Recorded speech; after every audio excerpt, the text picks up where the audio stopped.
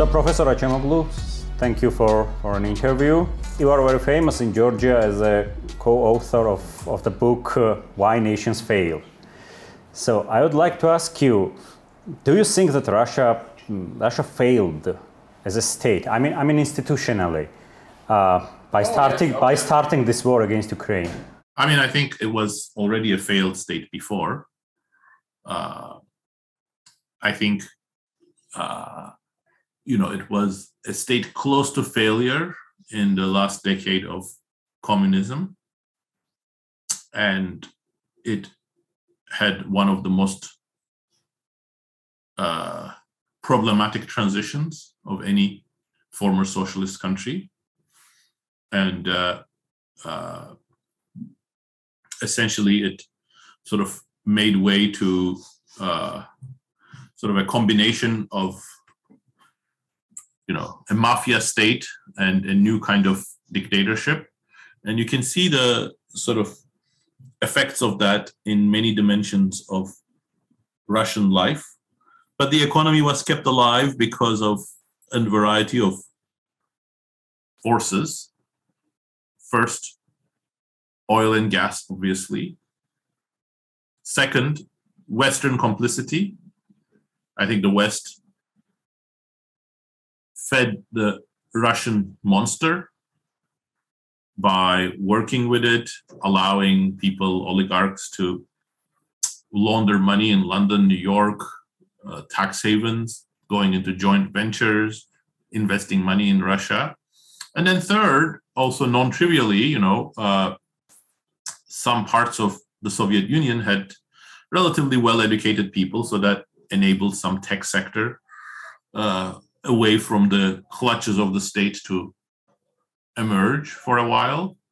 There were some pretty good engineers and entrepreneurs. As long as they stayed away from the orbit of the state, they were able to function and generated some additional economic dynamism. But I think it was not a sustainable model, and prone to, on its way to failure. I wouldn't even say prone to failure, on its way to failure. And what we are seeing, with the erratic behavior of the last decade, is really the final stages of a failing state. Except that when you say final stages, one might think, well, it's just a 1 or 2 year affair. But no, I think, given the resources that Russia has and its control over its population, the control of the state over the population, this phase can last for quite a long time. So we're not coming to the end of this failure phase anytime soon. So in your article for Project Syndicate, which you wrote after the war started in Ukraine, you mentioned that there is an important, I would say, pillar, of the Russian regime, and it's a deal, so between Putin and his allies, so that Putin can do whatever he wants, and the allies, they make their fortune, so they make money. But now, after the war, nowadays, so most of them, they lost the chance to make fortunes now. Absolutely, but it's too late now. I think that's a very, very important point. Putin did not become what he is today in complete command of Russian life, state apparatus, economic resources by himself. There were two big pillars of his success. One was his control of the security forces, especially FSB, and all of the access to the criminal networks that enabled him. And second, it was Russian businessmen who wanted to make money because of their connections with the state, and he was the conduit, he was the doorway to that. And that's where this sort of deal essentially was struck in some sense. They make money as oligarchs, mostly illicitly, not because of their creativity, innovativeness, or farsightedness, but because they have access to Russian state resources. And in return, they give Putin their support. They don't get involved in politics. They get guaranteed sort of good life for themselves and their families. And there, the West played a very important role. In addition to sort of supporting Russia's economy, it also enabled them to launder their money and also move their families to London or New York, so that their families would be safe and wouldn't have to suffer the repression that other Russian people would suffer. So that was a deal that was unbalanced, asymmetric. It ultimately kept on strengthening Putin at the expense of the oligarchs, because he sits on top of all of the security apparatus and the resources. And you see that, today he has the upper hand, and he can order, oligarchs around like he's doing with Roman Abramovich, even though he's, in London, he's still under Putin's control. And at this point, even if some of these oligarchs may be unhappy because they see their, properties be under scrutiny or their yachts being confiscated, there isn't much that they can do anymore. It's the balance of power is now firmly tilted in favor of Putin. You often argue that democratic development requires an active struggle between the state and society. And unless there is a struggle, liberty can't be achieved. So in Russia, we see that the society is, I would say, unable to begin the struggle. So yes, what can be changed in this way? So right, absolutely. I mean, I think thank you for a succinct summary. The main thesis of my more recent book with James Robinson, The Narrow Corridor, is that there is this constant struggle between state and society, and when that struggle is balanced between states and elites and regular people who participate in politics, that's when liberty and origins of democratic institutions and so on can flourish. In Russia, that struggle was never really present except for short periods of time. For instance, you could see the beginning of that, when there was the coup attempt during the transition period, and Yeltsin for a while did start speaking for more sort of reformist elements, and there was some social mobilization in that process, but it was extremely short-lived, and the cards were stacked against it because, the Russian people have been under repression for quite a while. Russian state institutions were quite good at repression and at surveillance already. So those were not conditions that, favored this sort of balance to evolve. Now, it doesn't mean that history is destiny here. Poland, of course, did not start with identical conditions, had a strong, trade union movement. Repression was never as comprehensive in Poland as it was in Russia.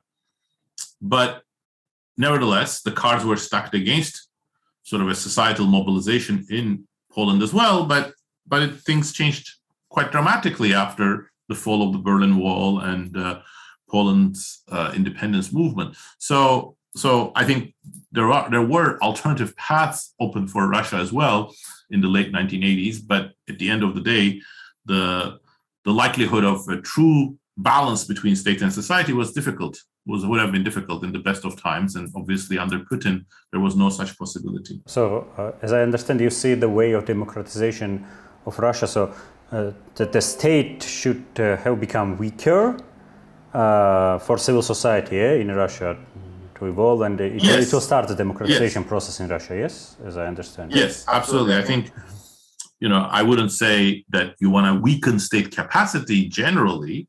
I think civil society becoming stronger is the most important one, but there is one dimension in which the state has to become more constrained, and that is the security services. The security services, became even stronger after the fall of the Berlin, after the fall of the Soviet Union, and partly because they were the ones who could operate with impunity, and partly because they got their fingers into all of the pies that became much more valuable with the transition to market economy. And that really sort of increased the reach of the security services, both for surveillance, both in terms of illicit violence, criminal links, ability to do unlawful things without being questioned. And all of these things need to be reined in, because otherwise they're going to morph into some sort of criminal network otherwise. So I want to ask about the effectiveness of Western sanctions.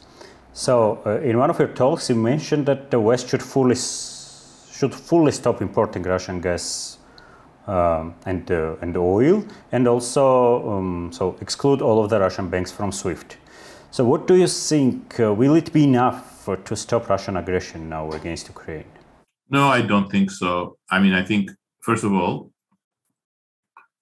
Western sanctions went beyond what Russia was expecting by all means. And even many Westerners were, I think, pleasantly surprised that the banking sanctions, the SWIFT move, was so quickly implemented. On the other hand, Western sanctions are not complete. Germany, parts of Europe are still using Russian gas. And, as long as China, and to some degree other countries like India, remain willing to buy, Russian oil, the effects of the Russian sanctions is not zero, but it's not going to be completely devastating for the economy. And Putin's control is such that at the moment, he can withstand a lengthy period of economic stagnation or even recession, as long as it does not become completely crippling. People are hungry and pouring into the streets, and there is no sign that that's happening at the moment. Russia, as many other countries, has become more nationalistic and more prone to control via propaganda for a variety of reasons. I think there are common causes to these. You see that in Turkey, India, Hungary, Russia, many different parts. I think the most important one is that globalization strengthened nationalist feeling, and new technologies for communication, social media, surveillance, and so on, have given additional tools to authoritarian propaganda. And you can see that very successfully used in China, for instance, where, again, Chinese nationalism has become much stronger over the last 2 decades. And that sort of propaganda has been perfected in Russia as well. And the Russian population is, right now, not completely fooled by Putin, but there is a strong nationalist feeling in Russia as there is in India or Turkey, and that is going to help Putin weather the storm for a while, combined with, repression. So I think any hope of Putin's regime falling, swiftly, I think that's a dream right now. So I want to ask about the situation also in the global economy. So we see that in US, inflation has now reached its highest levels for decades. There are problems also in Europe. We see problems in terms of energy security, food supply. So some economists even mentioned that the Russian invasion in Ukraine will reduce global growth and also raise the global inflation. So what do you think? Are we on the brink of the next big economic crisis? So like similar to in 2008 and 2009? Yeah, so I think we are going through a period of economic challenges. We have to distinguish, globalization in general from the type of globalization that we went through. And we also have to distinguish that from the fiscal and monetary problems that we are having right now. But we have we have all of them hitting at the same time. So this is a period of economic crisis for the global economy in some sense. First of all, I think the inflation problem is not just caused by supply chains.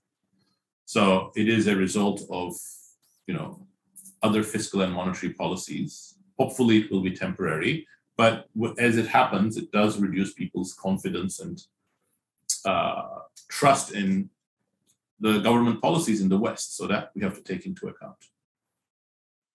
Second, I think even in the best of scenarios, globalization was going to have unequalizing effects, and the fact that it fueled nationalism, again, that probably was inevitable when there is a huge amount of new exchange of goods, ideas, communication technologies that's going to be disruptive. It's going to create tensions on traditional relations. It's going to create winners and losers, and losers sometimes unfairly will have reactions against it. So it's no surprise that similar ideas are being articulated in France, Brazil, US, the UK. So globalization, technological change associated with globalization, all of these are disruptive.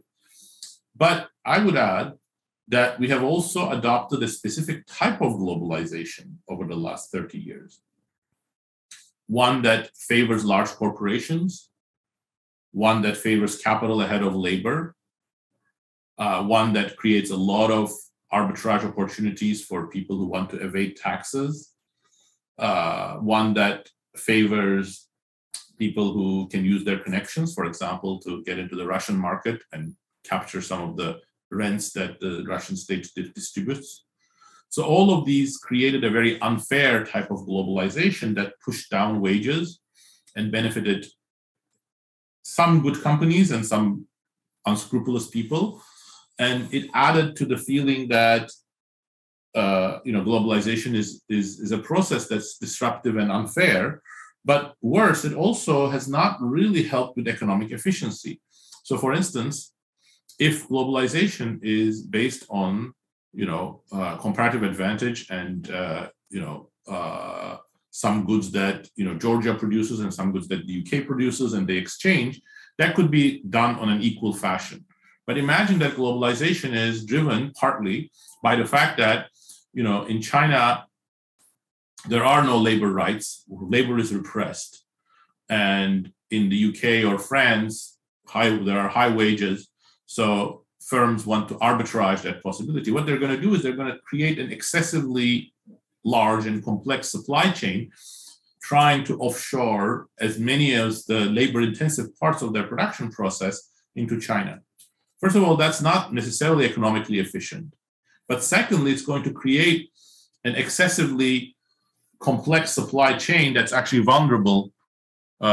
So that is going to potentially add to problems of globalization during periods of adverse shocks, and that's what we're seeing right now.